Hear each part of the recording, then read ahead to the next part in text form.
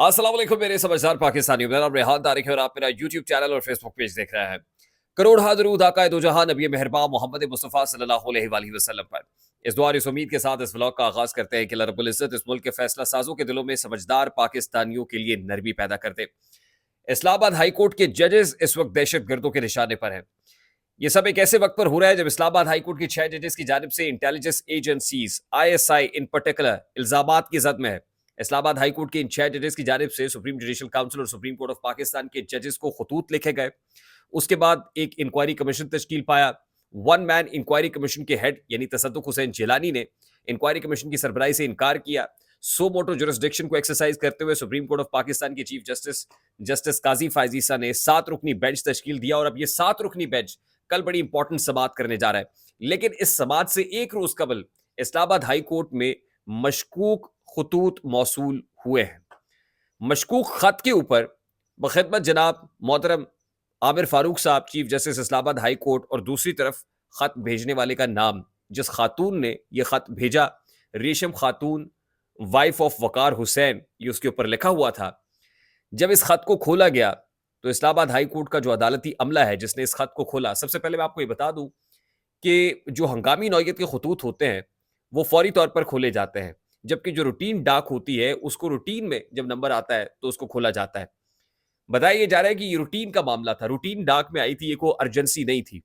इससे बड़ी मानी खेज बात है, मैं आगे चल के बताता हूं कि इसका मतलब क्या है, इससे क्या अखज किया जा सकता है।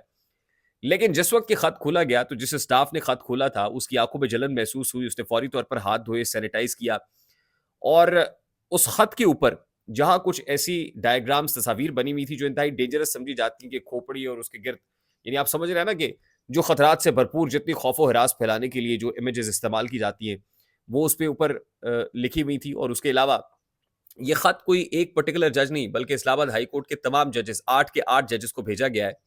और उसमें जो सफूफ मौजूद था, जो पाउडर मौजूद था, उस खत के मतन में लिखा हुआ था कि ये एंथ्रैक्स है। अब ये एंथ्रैक्स किस बला का नाम है, ये क्या होता है, मैं इस तरफ भी आता हूं। लेकिन इस्लामाबाद हाई कोर्ट के इन जजेस को at this point in time इस तरह का मशकूक खत, धमकी आमेज खत मौसूल होना, इसका मतलब यह है कि दाल में कुछ काला नहीं बल्कि पूरी की पूरी दाल काली है। बात यह है कि इस्लामाबाद हाई कोर्ट ही क्यों इस वक्त अंडर अटैक है। इस्लामाबाद हाई कोर्ट में बानी चेयरमैन पीटीआई साबिक वजीर आजम इमरान खान साहब के केसेस लगे हुए हैं। आज भी साइफर केस की समात हुई, इससे पहले तोशा खाना केस, उससे पहले वो टीरियन वाइट केस हो, इद्दत में निकाह केस हो, इमरान खान की सजा पर अपीलों का मामला हो, ये सब इस्लामाबाद हाई कोर्ट के अंदर हो रहा है। और इस्लामाबाद हाई कोर्ट में चंद जजेस ऐसे हैं जिन्होंने इस्टेब्लिशमेंट से टक्कर ली हुई है। जस्टिस बाबर सत्तार हूँ, जस्टिस अरबाब ताहिर हूँ, ये कुछ ऐसे जजेस हैं जो ये समझते हैं कि इस वक्त जो कुछ हो रहा है ये बेउसूली है, बेकायदगी है। और फिर जस्टिस मोहसिन अख्तर कयानी हो, मतलब कुछ जजेस को प्रेशर भी आया और उन्होंने खुलकर इजहार भी किया कि इन केसेस में जब उनकी अदालत के रूबरू ये केसेस लगे हुए थे तो इंटेलिजेंस एजेंसीज की तरफ से कंसिस्टेंट बेसिस के ऊपर डराने धमकाने का, प्रेशराइज करने का, हरास करने का सिलसिला जारी था और एक लंबे अरसे से ये मामला चल रहा था। और जैसे मैंने गुज़श्ता रोज आपको बताया कि 8 फरवरी के बाद इनको कुछ हौसला मिला कि अवाम पाकिस्तान साथ खड़े हुए हैं, तो चलिए ये मुनासिब वक्त है कि इस मुनासिब वक्त के ऊपर बात की जाए। अब ये जो खत भेजा गया है, लग ये रहा है, बज़ाहिर तासुर ये है कि रूटीन मैटर में भेजा गया था।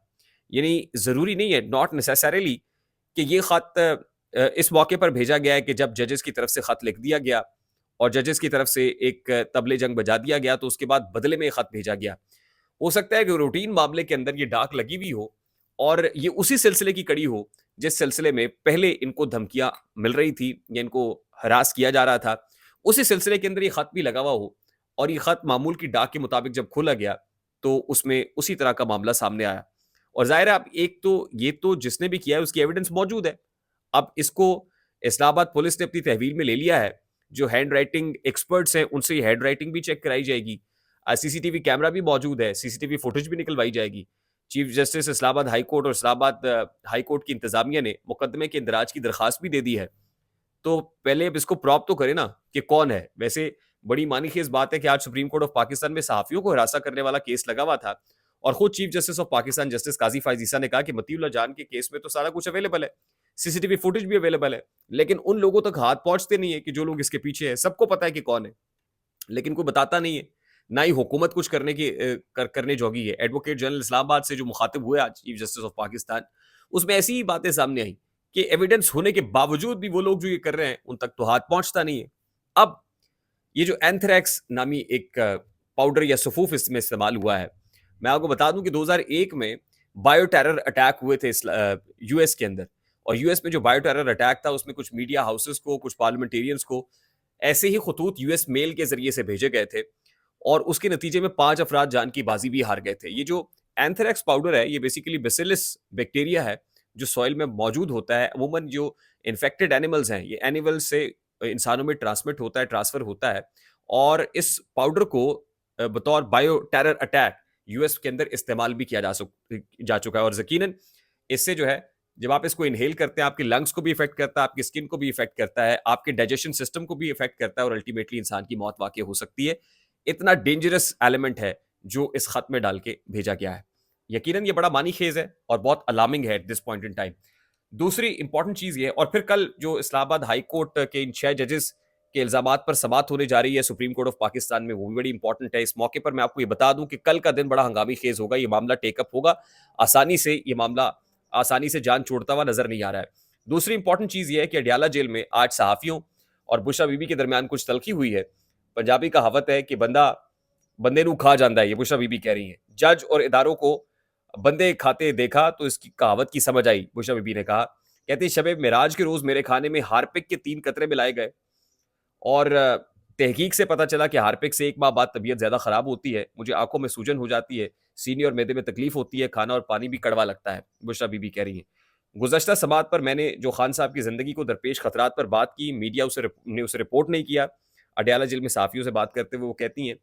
और फिर बुशरा बीबी की मीडिया से नोक-झोंक जब हुई तो इमरान खान साहब ने दिफा भी किया। समात के दौरान बुशरा बीबी और सहाफ़ियों के दरमियान मुकालमा हुआ। सहाफ़ी ने सवाल किया कि पहले आपकी जानिब से बयान आया कि शहद में कुछ मिलाया गया, अब कहा जा रहा है कि हार्पिक खाने में डाला गया है। पहले शहद में भी कुछ मिलाया गया था, अब खाने में भी हार्पिक मिलाया गया है, बुशरा बीबी जवाबन कहती हैं। और कहती हैं कि ज़हर वाले मामले की इंक्वायरी होती तो आपके पास अगर होती है तो आपके पास सबूत है? सहाफ़ी ने सवाल पूछा है। कहती हैं मैं कहाँ से सबूत लाऊँ? बुशरा बीबी के रवैये और तल्खी पर मीडिया ने इमरान खान से एहतजाज भी किया, और इमरान खान साहब जो है मीडिया को समझाते रहे कि बुशरा बीबी का क्योंकि इंटरैक्शन इस तरीके से मीडिया के साथ नहीं है, ये मीडिया के साथ उन्होंने पहले डील नहीं किया है, तो इसलिए उनको अंदाज़ा नहीं है। यानी इमरान खान साहब उनका दिफा भी करते रहे। इमरान खान साहब ने भी इस मौके पर कुछ गुफ्तगू की, और वो कहते हैं कि आरिफ अलवी के ज़रिए आर्मी चीफ को पैगाम भेजा था कि मुझे लंदन प्लान का इल्म है। Chief election commissioner London plan पर अमल दरामद का मरकजी किरदार था। निगरां हुकूमत और इलेक्शन कमीशन ने मिलकर लंदन प्लान पर अमल दरामद किया है, और इमरान खान साहब भी बाकायदा तौर पर अब खुलकर ये सारी चीज़ें बता रहे हैं, और जो इस्टेब्लिशमेंट के साथ मैसेजिंग हुई है उस हवाले से भी चीज़ें सामने आ रही हैं। ये हफ्ता इंतहाई हंगामा खेज है, और कल का दिन डेवलपमेंट से भरपूर होने जा रहा है, खास तौर पे इस खत के बाद। और अभी तक तो वैसे chief justice Islamabad high court को कोई ना कोई एक्शन अपने तौर पर ले लेना चाहिए था, और हाई कोर्ट सतह के ऊपर कम अज कम इस मामले के ऊपर एक इंक्वायरी कमीशन बना देना चाहिए था। But that's how it is. Let's see what happens tomorrow. I hope कि मेरी बात आप तक पहुंची होगी। पहुंच जाए तो वीडियो को लाइक और शेयर करना मत भूलिएगा। चैनल पे नए तो चैनल को सब्सक्राइब कर दीजिएगा। मुझे रेहान तारिक को इजाजत दीजिए। अपना बहुत सारा ख्याल रखिएगा। अस्सलाम वालेकुम।